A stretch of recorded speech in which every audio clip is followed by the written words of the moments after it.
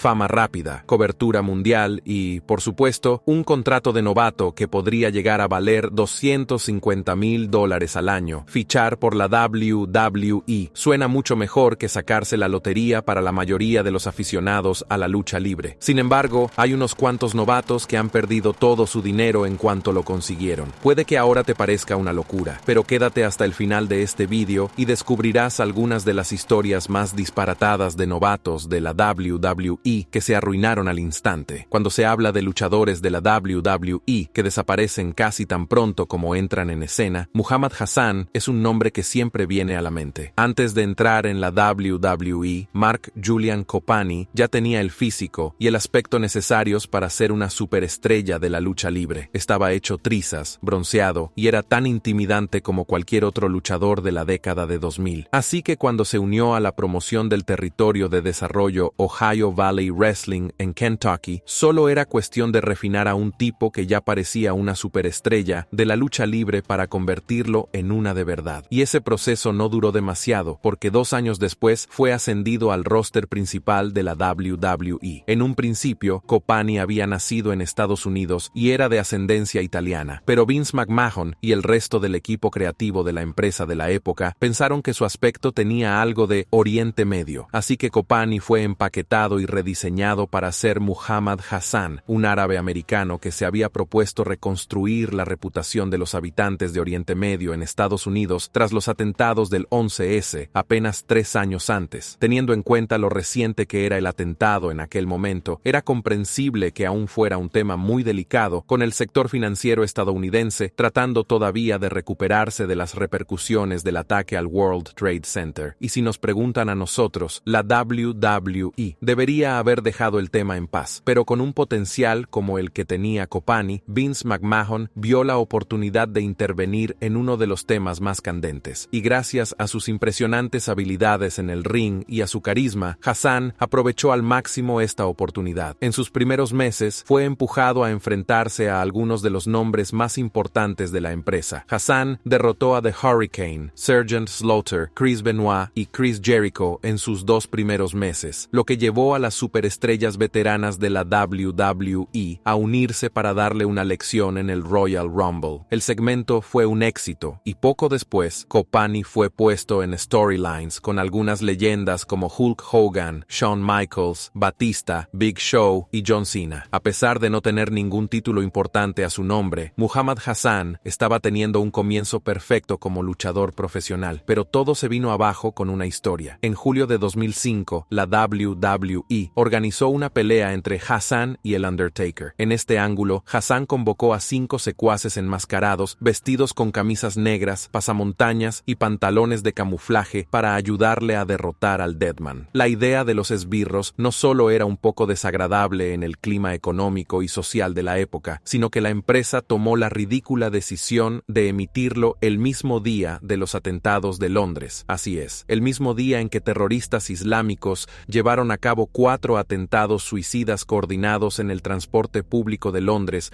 con el resultado de 775 heridos y 56 muertos. Vince McMahon consideró que era una buena idea emitir un episodio en el que aparecían esbirros de Oriente Medio. La WWE se salió con la suya con muchos segmentos y argumentos imprudentes y de mal gusto a principios de la década de 2000, pero este no iba a ser uno de ellos. En cuanto se emitió, los principales medios de comunicación del país, como el New York Post, TV Guide y Variety, criticaron el ángulo. Pero adivinen qué, en lugar de acabar con el ruido, la siguiente aparición de Hassan fue una promo pregrabada en la que criticaba a la población estadounidense por suponer injustamente que era un terrorista debido a su ascendencia árabe estadounidense. Continuó hablando en contra de la cobertura mediática de la historia en el mundo real, señalando al New York Post y negándose a aparecer en el Great American Bash debido a la forma en que había sido tratado por los medios de comunicación y los fans de la WWE. Al parecer, el presidente y otros escritores de la empresa pensaron que había una forma de darle la vuelta a la historia, pero se equivocaron. En las semanas siguientes, la WWE estuvo a punto de perder su asociación con UPN y sufrió una tremenda reacción de los medios de comunicación y la prensa. Al final, la empresa sucumbió a la presión y culpó a Copani. A pesar del plan para darle un empujón importante y hacer que Hassan ganara el campeonato mundial de los pesos pesados a Batista en SummerSlam en agosto, Copani fue liberado de su contrato con la WWE en septiembre de 2005. Reacio a enfrentarse de nuevo al escrutinio público, tras su salida de la WWE, anunció su retirada total de la lucha libre. En su lugar, Copani, licenciado en Historia por la Universidad Estatal de Nueva York, aceptó un trabajo como profesor de Historia en el Instituto Hannibal de Hannibal, Nueva York. En la actualidad trabaja como director de la Fulton Junior High School. Está muy por debajo de lo que ganaba como superestrella de la WWE, pero al menos no tiene que preocuparse de que los medios de comunicación lo cancelen. Teniendo en cuenta que nunca tuvo voz ni voto en las tramas que tenía que interpretar, puede que sientas cierta simpatía por Mark Copani, pero el siguiente novato prácticamente se ha autosaboteado su carrera. ¿Su nombre? Matt Riddle. La historia de cómo este tipo pasó de ser un talento generacional innegable a luchar por oportunidades en la industria de la lucha libre es una de las cosas más decepcionantes de la historia. Desde que era un chaval de instituto en Nueva York, Riddle siempre había tenido algo especial. En 2004 fue campeón estatal de lucha libre en Saratoga Springs High School y se le recuerda con cariño por haber derrotado 2 veces al futuro campeón de la UFC John Jones en la lucha libre del instituto. El joven Riddle tenía tanto talento que se matriculó en la Universidad East Stroudsburg de Pensilvania con una beca deportiva para unirse al equipo de lucha. En solo 2 años, arrasó en el mundo de la lucha libre universitaria y ganó varios campeonatos antes de pasarse a las artes marciales mixtas. ¿Y adivina qué? Este tipo dejó el ring por el octágono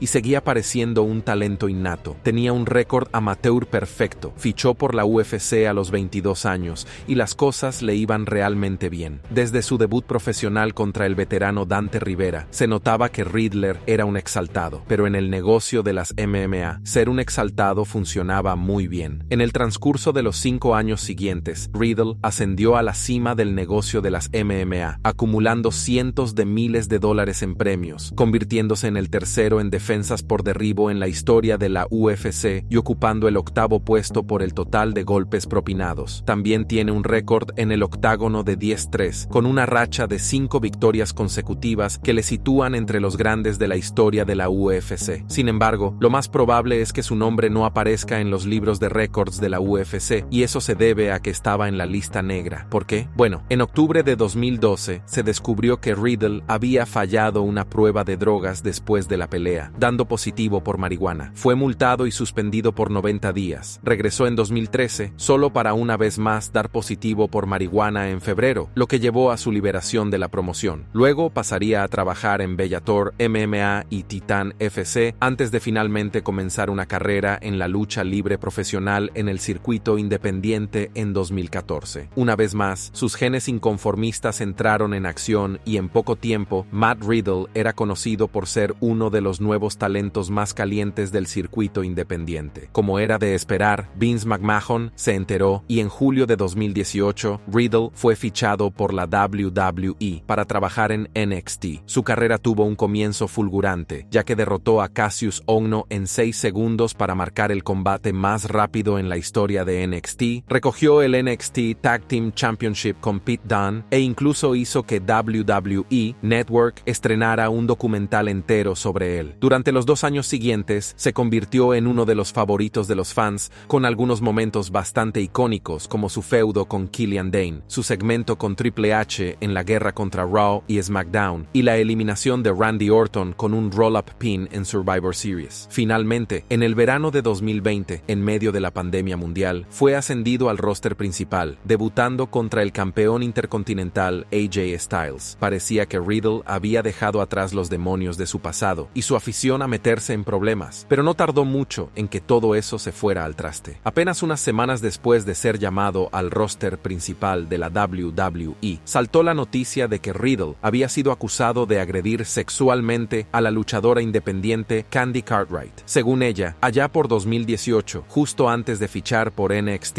Riddle la había estrangulado y obligado a practicarle sexo oral después de que ella rechazara sus insinuaciones. En los días posteriores a esta noticia, Riddle negó las acusaciones y afirmó que su romance con Cartwright fue completamente consensuado. A continuación, solicitó una orden de alejamiento contra ella, alegando que le acosaba, acechaba y amenazaba su seguridad tanto en persona como a través de Internet. En medio de todo esto, la la WWE siguió presentando a Riddle en espectáculos y mostró públicamente su apoyo a su empleada. Así que no fue una gran sorpresa que todo el caso se aplastara y se esfumara en cuestión de meses. Una vez más, Riddle había conseguido salir airoso de otro polémico escándalo, pero no iba a ser el último. A principios de 2021, consiguió su primer título de la WWE al derrotar a Bobby Lashley y John Morrison por el campeonato de los Estados Unidos, y poco después fue emparejado con Randy Orton. Los dos formaron el RK Bro y tuvieron una carrera bastante notable, ganando el Raw Tag Team Championship 2 veces mientras derrotaban a algunos de los mejores tag teams de la compañía, como Alpha Academy y Kevin Owens y Seth Rollins. Después de que Randy Orton fuera marginado por una lesión en la espalda, Matt Riddle pasó a tener una carrera decente como solista, enfrentándose a Roman Reigns por el campeonato Universal Undisputed, luchando con Seth Rollins y asociándose con Kevin Owens para desafiar a los Usos por el Undisputed Tag Team Championship. Pero de repente, mientras parecía estar en la cima de su juego, Riddle fue escrito fuera de la historia con Owens. Meses más tarde, se informó de que su repentina desaparición se debió a que fue suspendido por 60 días después de fallar la política de bienestar de la WWE por segunda vez. Al parecer, Riddle había dado positivo por cocaína esta vez y ahora estaba a un strike de ser expulsado de la empresa. Hizo su regreso en abril de 2023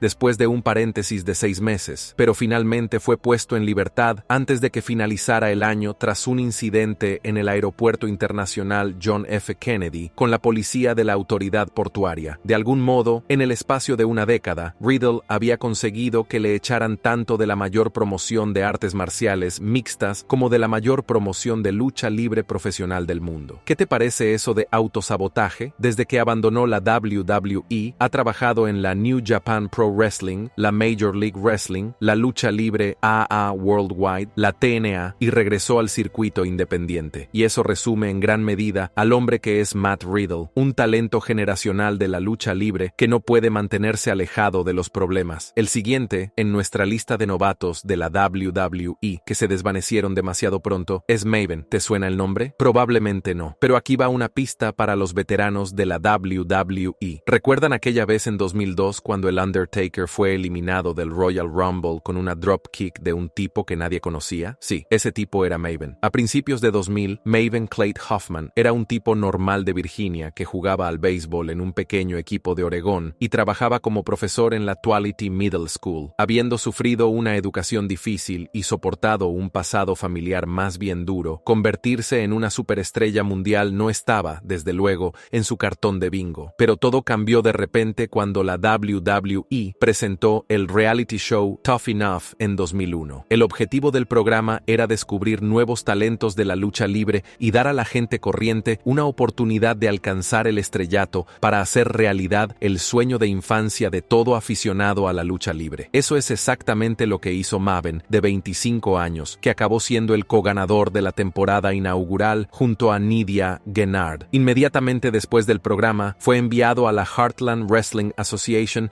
para recibir más formación sobre el trabajo en el ring y más tarde ese mismo año hizo su debut profesional contra Taz, que había sido uno de sus entrenadores en el programa Tough Enough. Ambos empezaron a enfrentarse 3 veces durante el mes siguiente. Su primera victoria profesional llegaría contra Taz, pero no fue hasta la historia de Maven contra Undertaker cuando las cosas empezaron a mejorar. Para aquellos que no estén familiarizados, el Undertaker de principios de la década de 2000 era el mejor Taker, el Undertaker de la era de Big Evil, un Taker en forma, musculoso, brutal y aterrador que ya había ganado un buen número de títulos. Sin embargo, el novato Maven se las arregló para estar en la misma cartelera que él. Su lucha duró varias semanas hasta que Maven derrotó a Deadman para ganar el campeonato Hardcore. Durante estos primeros meses, Maven también tuvo la oportunidad de luchar contra Chris Jericho por el campeonato Undisputed de la WWF y participó en las primeras apariciones de Brock Lesnar en los escenarios principales de la WWE. Tras ostentar el título Hardcore Championship en 3 ocasiones en el espacio de un año, las cosas empezaron a ir más despacio para Maven. Fue seleccionado para el Royal Rumble de 2003, pero no consiguió ningún momento icónico como el del año anterior. También se enfrentó al actual campeón del mundo de los pesos pesados, Triple H, pero fue derrotado con bastante facilidad. En 2004, la WWE dio a Maven el mayor empujón de su carrera, metiéndolo en una historia victoria, en la que derrotó al entonces miembro de Evolution Batista, formó equipo con Randy Orton, Chris Benoit y Chris Jericho para enfrentarse a Triple H, Batista, Gene Snitsky y Edge en Survivor Series, e incluso llegó a controlar Raw. Si hay algo que no se puede decir de la carrera de Maven, es que nunca recibió el empujón que necesitaba, porque realmente lo hizo. Vince McMahon y el resto de las mentes creativas de la promoción realmente creían que tenía lo que se necesitaba para hacer la próxima gran cosa. Año tras año, se le lanzaban historias y se le daban oportunidades por las que no había trabajado, pero Maven no supo aprovecharlas. No pudo dejar su huella en el negocio. Tras fracasar en su intento de arrebatarle el campeonato de peso pesado a Triple H, su carrera fue decayendo poco a poco, marcada por su derrota ante Eugene en diciembre de 2004. Ese combate resumió en gran medida la carrera de Maven. El que fuera un prometedor novato que había llegado a trabajar con los mejores de la industria,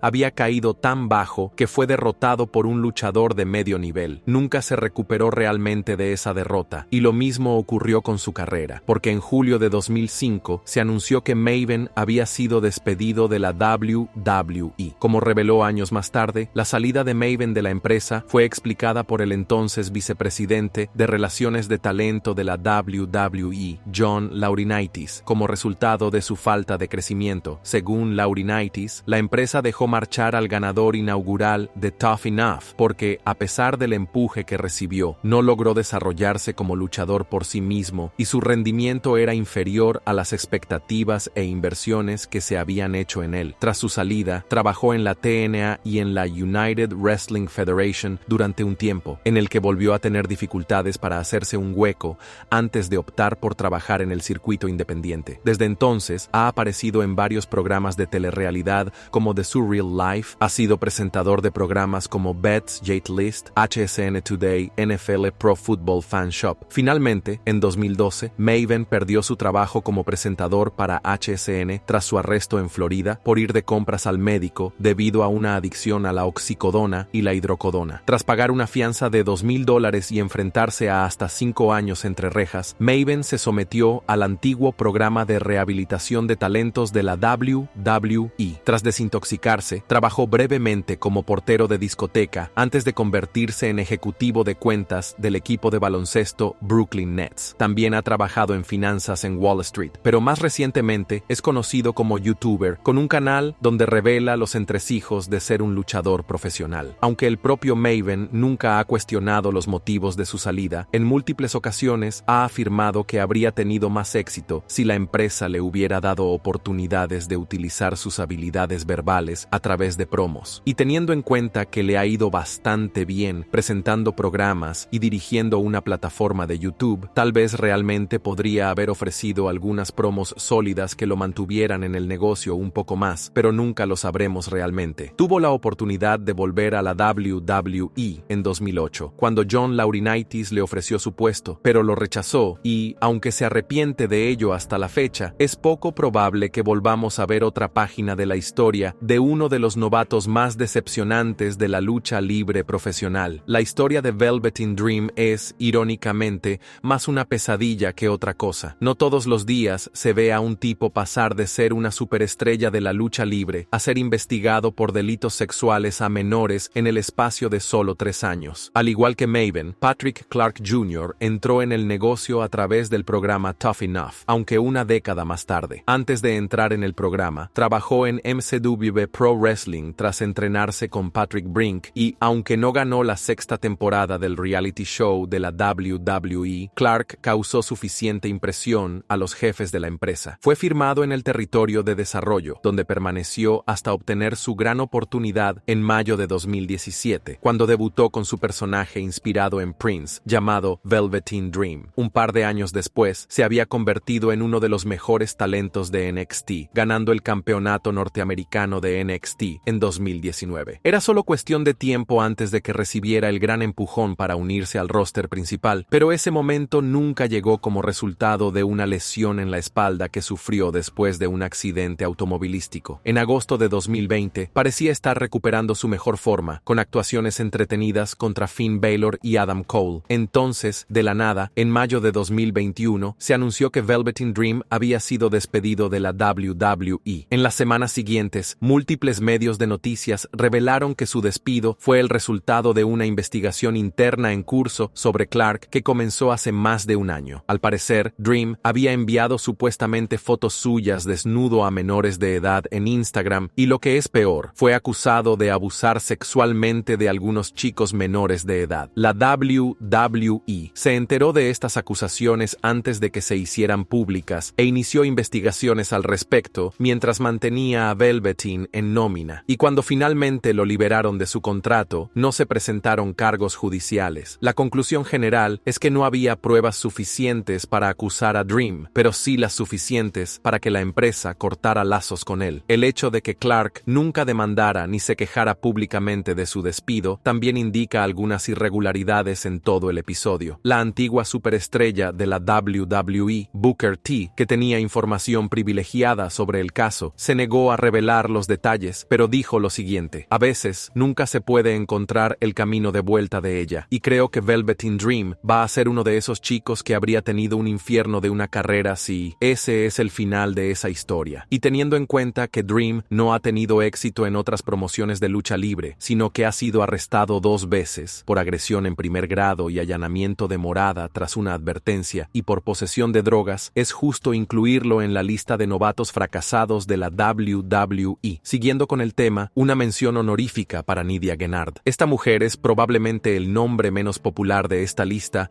por lo decepcionante que resultó su carrera, pero en 2001 estaba llamada a ser el próximo rostro de la lucha libre profesional femenina. Nidia y la ya mencionada Maven fueron las ganadoras conjuntas de la temporada inaugural de Tough Enough en 2001. Después del programa, fue enviada a la promoción Ohio Valley Wrestling para mejorar sus habilidades tras algunas apariciones en episodios de la WWF. Su carrera en la OVW fue más bien tranquila, pero su combate con Victoria le valió el ascenso al roster principal. Así, en junio de 2002, debutó en SmackDown en un segmento entre bastidores con The Hurricane y Jamie Noble. Nidia inició una relación en pantalla con este último y pronto comenzó un enfrentamiento con la legendaria Torrie Wilson. En los meses siguientes, Nidia trabajó en solitario y en equipos mixtos con otros pesos crucero como Funaki, Billy Kidman, Rey Mysterio y Brian Kendrick. En 2003, Nidia y Noble se habían convertido en un elemento básico de la marca SmackDown. A diferencia de otros luchadores de esta lista, que recibieron un empujón considerable, Nidia luchó por involucrarse en historias que atrajeran a los aficionados, pero hizo lo suficiente para ser reclutada para Raw en 2004, donde se convirtió en una cara. Sus primeros meses en Raw fueron prometedores, ya que trabajó regularmente con Stacy Keibler y Victoria contra las heels Trish Stratus, Gail Kim, Molly Holly y Jazz. Pero cuando se introdujo un nuevo arco argumental para resaltar la herencia hispana de Gennard, los fans perdieron completamente el interés. Finalmente, en noviembre de 2004, fue despedida de la empresa junto a otra docena de artistas en lo que la WWE denominó una purga rutinaria de talento. Nidia pasaría el año siguiente en el circuito independiente antes de poner fin a su carrera como luchadora. Su única aparición pública en la industria de la lucha libre desde entonces fue en la ceremonia del Hall of Fame de la WWE en 2016. Un final bastante decepcionante para lo que estaba preparado para ser una carrera legendaria, ¿no crees? Eso es todo en este video sobre los luchadores de la WWE que se arruinaron al instante. ¿Qué otros luchadores crees que merecen un lugar en esta lista? Déjanos tu opinión en la sección de comentarios y, antes de irte, no olvides darle a me gusta a este video y suscribirte a Ring Rivals para no perderte los próximos.